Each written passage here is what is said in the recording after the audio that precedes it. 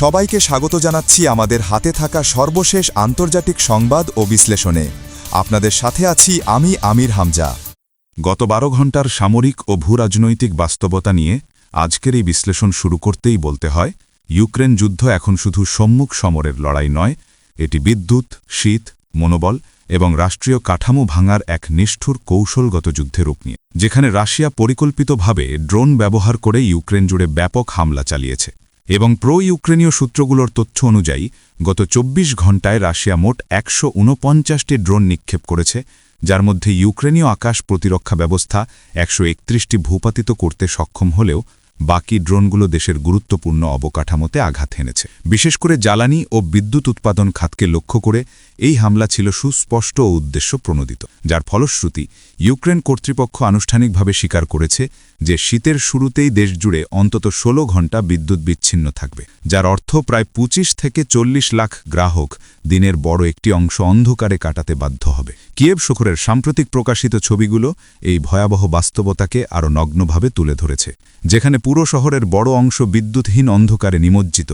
কিছু ভবনে আলো জ্বলতে দেখা গেলেও সেগুলো মূলত ব্যক্তিগত বা যৌথ জেনারেটরের মাধ্যমে চালিত, যা সাধারণ নাগরিকদের জন্য দীর্ঘমেয়াদের টেকসই কোনো সমাধান নয়। এই পরিস্থিতিতে সামাজিক অস্থিরতার ইঙ্গিত স্পষ্ট হয়ে উঠছে, কারণ কিয়েভ অঞ্চলে স্থানীয় বাসিন্দারা টানা দ্বিতীয় দিনের মতো বিদ্যুৎ না থাকায় সড়ক অবরোধ করে প্রতিবাদে নেমেছে।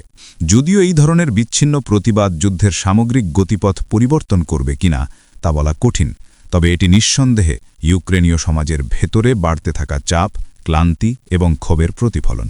একই সঙ্গে ইউক্রেনের রাদা কমিটির জাতীয় নিরাপত্তা বিষয়ক সচিব কস্তেনকর বক্তব্য পরিস্থিতিকে আরও কড়া বাস্তবতায় নিয়ে গেছে, যেখানে তিনি স্পষ্ট ভাষায় বলেছেন যে দেশটি এখন দুটি পথের সামনে দাঁড়িয়ে, হয় জোরপূর্বক সামরিক সমাবেশ, নয়তো একটি নতুন সামাজিক চুক্তি, যেখানে যারা যুদ্ধ করতে চায় তারা থাকবে আর যারা চায় না তারা যত দ্রুত সম্ভব দেশ ছেড়ে চলে যাবে, যা কার্যত রাষ্ট্র ও নাগরিকদের মধ্যে বিদ্যমান সম্পর্কের একটি ভাঙনের ইঙ্গিত দেয়।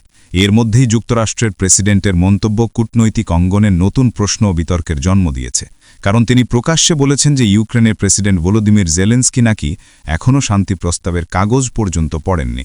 অথচ একই সময় রাশিয়া, ইউক্রেন ও যুক্তরাষ্ট্রের মধ্যে একটি সম্ভাব্য সমঝোতার কাঠামো প্রায় প্রস্তুত বলে গুঞ্জন রয়েছে।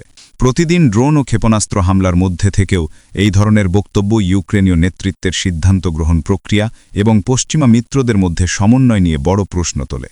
সামরিক ময়দানে পরিস্থিতি আরও ভয়াবহ রূপ নিচ্ছে। চেরনিঘাব অঞ্চলের উত্তরাংশ থেকে প্রকাশিত ভিডিও ফুটেজে দেখা যাচ্ছে কিভাবে রুশ বাহিনী ড্রোন ব্যবহার করে একটি গুরুত্বপূর্ণ গ্যাস বিদ্যুৎ কেন্দ্র ধ্বংস করছে। একের পর এক বিস্ফোরণে পুরো স্থাপনাটি অচল হয়ে পড়ছে। বিভিন্ন কোণ থেকে ধারণ করা দৃশ্যগুলোতে স্পষ্ট বোঝা যায় এই হামলাগুলো ছিল পূর্ব পরিকল্পিত ও নির্দিষ্ট লক্ষ্যভিত্তিক। শীত আপেনা শুরু হয়েছে, অথচ সামনে আরও অন্তত 3 মাস কঠিন ঠান্ডা অপেক্ষা করছে। ফলে এটি পরিষ্কার যে রাশিয়া এই সময়কে কৌশলগতভাবে ব্যবহার করে ইউক্রেনের বিদ্যুৎ কাঠামোকে এমনভাবে ক্ষতিগ্রস্ত করতে চায় যাতে জনজীবন স্বাভাবিক রাখা প্রায় অসম্ভব হয়ে পড়ে। স্থলভাগের লড়াইয়ের দিকে তাকালে খার্কিভ অঞ্চলের উত্তর পূর্বাংশে স্তারি সালতব এলাকার বাঁধ ও সেতু ধ্বংসের ছবি প্রমাণ করে যে রাশিয়া কেবল সামরিক ঘাঁটি নয়, ইউক্রেনের লজিস্টিক নেটওয়ার্ক ভেঙে ফেলতেও সমানভাবে মনোযোগী। কারণ এই ধরনের অবকাঠামো ধ্বংস মানে সেনা চলাচল, রসদ সরবরাহ ও বেসামরিক যাতায়াত সবকিছুতেই মারাত্মক প্রভাব ফেলা। বারোভো দিক থেকে পাওয়া ভিডিওতে ধ্বংসপ্রাপ্ত ইউক্রেনীয় ইনফ্যান্ট্রি ফাইটিং ভেহিকল এবং রুশ পতাকা উত্তোলনের দৃশ্য দেখিয়ে দেয় যে এই অঞ্চলের একটি অংশ এখন রাশিয়ার পূর্ণ নিয়ন্ত্রণে চলে গেছে। যদিও লিমান ও সিভিআই দিক থেকে বড় কোনো আপডেট না এলেও কনস্টান্টিনোভকা দিকের পরিস্থিতি ইউক্রেনের জন্য ক্রমেই উদ্বেগজনক হয়ে উঠছে, কারণ ইউক্রেনীয় সূত্রগুলো স্বীকার করেছে যে ক্লিবানবিটস্কা জলাধারের দক্ষিণের বিস্তীর্ণ এলাকা রাশিয়া দখল করেছে, যার ফলে উত্তর দিকে এগিয়ে কনস্টান্টিনোভকা উপর আক্রমণের পথ উন্মুক্ত হচ্ছে। পোকারোভস্ক ও মিরনোগ্রাদ এলাকায় গত 12 ঘণ্টায় মানচিত্রে বড় পরিবর্তন এসেছে। রোভনে বসতির নিয়ন্ত্রণ নিয়ে রুশ সূত্রগুলোর দাবি এবং দক্ষিণ মিরনোগ্রাদ পুরোপুরি দখলের তথ্য ইঙ্গিত দেয় যে শহরের কেন্দ্রীয় অংশ নিয়ে এখন তীব্র লড়াই শুরু হয়েছে। প্রোলেতারস্কায়া স্ট্রিট থেকে রেলওয়ে স্টেশন পর্যন্ত বিস্তৃত কেন্দ্রীয় দুর্গ এলাকায় রুশ বাহিনীর প্রবেশ যুদ্ধের একটি নতুন অধ্যায়ের সূচনা করছে। একই সময় প্রকাশিত ইউক্রেনীয় ড্রোন হামলার ভিডিও বিশ্লেষণ করে দেখা যাচ্ছে যে এই এলাকাগুলোতে রুশ বাহিনী আগের তুলনায় আরও সুসংহত অবস্থান তৈরি করেছে। রোডিনস্কয়ে বসতির ভিডিওতে ইউক্রেনীয় এফপিভি ড্রোনে 2 রুশ সেনা আক্রান্ত হওয়ার দৃশ্য থাকলেও সামগ্রিক বিশ্লেষণে বোঝা যায় শহরের প্রায় 80% এখন রাশিয়ার নিয়ন্ত্রণে। এবং সামনের 1-2 সপ্তাহের মধ্যেই পূর্ণ দখলের ঘোষণা আসতে পারে। গ্রিসিনা গ্রামে রুশ অগ্রযাত্রা অব্যাহত এবং মানচিত্র বলছে মাত্র একদিনে তারা বসতির 20% নিয়ন্ত্রণে নিয়েছে। দক্ষিণাঞ্চলে জাপোরোজিয়ে দিকের পরিস্থিতিও নাটকীয়। গুলিয়াইপোলের উত্তর ও উত্তর পূর্বে রুশ বাহিনীর অগ্রগতি হলেও তারা এখনও গাইচুল নদের রুশ পাড়েই অবস্থান করছে।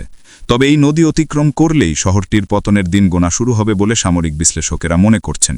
দক্ষিণ পশ্চিম জাপোরোজিয়ে দিক থেকে সবচেয়ে বড় ধাক্কা এসেছে স্তেপনোগর্স্ক দুর্গ পতনের মাধ্যমে, যাকে রুশ প্রতিরক্ষা মন্ত্রণালয় খুব শীঘ্রই আনুষ্ঠানিকভাবে নিশ্চিত করতে পারে। একই সঙ্গে লুকিয়ানভেস্কায়া অঞ্চলের কাছে শক্ত প্রতিরক্ষা জালের ভেতর ঢুকে পড়া রুশ বাহিনী স্পষ্ট করে দিচ্ছে যে মালায়াস, চিয়ারবেরানকা, পাভলোভকা ও স্তেপনোগর্স্কের মধ্যবর্তী পুরো অঞ্চল তাদের পরবর্তী লক্ষ্য। এই এলাকাগুলো দখল করা গেলে গুলিয়াইপোলের পতন প্রায় নিশ্চিত হবে এবং সেখান থেকে 2 দিক দিয়ে ওরিখিভে আক্রমণের পথ খুলে যাবে। ওরিখিভ পতনের পর রাশিয়া সরাসরি জাপোরোজিয়ে শহরের দিকে তাদের প্রধান আক্রমণ শুরু করতে পারবে, যা ডনবাস যুদ্ধের চূড়ান্ত পর্যায়ে প্রবেশের সঙ্গে সমান্তরালভাবে চলবে বলে ধারণা করা হচ্ছে। এই পুরো চিত্রটি আমাদের একটি কঠিন সত্যের মুখোমুখি দাঁড় করায়।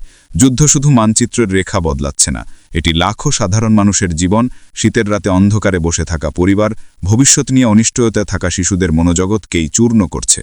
আর এই বাস্তবতার মধ্যেই আন্তর্জাতিক কূটনীতি, সামরিক কৌশল ও মানবিক সংকট একসাথে সংঘর্ষে লিপ্ত, যা আমাদের মনে করিয়ে দেয় যে পৃথিবীতে সহিংসতা, সংঘাত ও যুদ্ধ আজও কতটা নির্মমভাবে উপস্থিত।